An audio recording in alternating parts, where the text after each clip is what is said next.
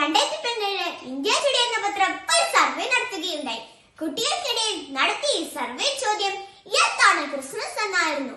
3 ഉത്തരങ്ങൾ നൽകിയിട്ടുണ്ടായിരുന്നു.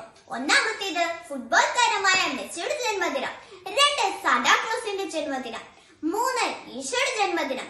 സർവേ ഫലം നടക്കുന്നതായിരുന്നു. 70% കുട്ടികൾ മെസ്സിയുടെ ജന്മദിനമെന്നും 10% കുട്ടികൾ സാന്റാക്ലോസിന്റെ ജന്മദിനമെന്നും വെറും 20% കുട്ടികൾ മാത്രം ക്രിസ്മസ് എന്നാൽ ഈശോയുടെ ജന്മദിനം എന്നും ഉത്തരം നൽകി.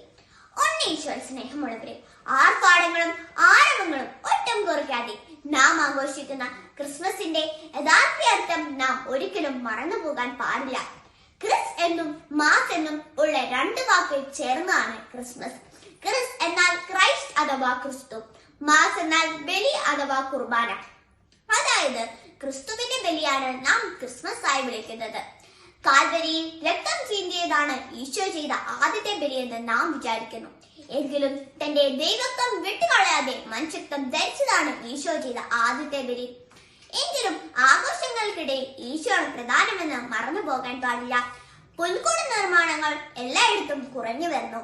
സാന്റാക്ലോസിനും നക്ഷത്രങ്ങൾക്കും സമ്മാനങ്ങൾക്കും നാം പ്രാധാന്യം നൽകുമ്പോൾ ദൈവം നൽകിയ യഥാർത്ഥ സമ്മാനമായ ക്രിസ്തുവിനെ നാം ചേർത്ത് പിടിക്കാൻ മറക്കരുത്.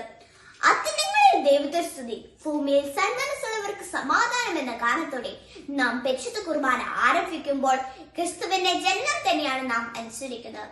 ഈ ക്രിസ്മസ് നമ്മെ പരിശുദ്ധ കുർബാനയിലേക്ക് ചേർന്ന് നിൽക്കാൻ ക്ഷണിക്കുന്നു. ഈ പുണ്യ ദിവസങ്ങളിൽ നാം പ്രാർത്ഥിക്കേണ്ട ശിശുക്കൾക്ക് വേണ്ടിയാണ്. അവർക്ക് വേണ്ടിയാകട്ടെ നമ്മുടെ ക്രിസ്മസ്. പരിശുദ്ധ കുർബാനയിൽ പങ്കുചേർന്ന് നന്മ പ്രവർത്തികൾ ചെയ്ത് നമുക്ക് ക്രിസ്മസ് ധന്യമാക്കാം. ഉണ്ണീശോ നമ്മെ അനുഗ്രഹിക്കട്ടെ. ജയ് ക്രൈസ്റ്റ്.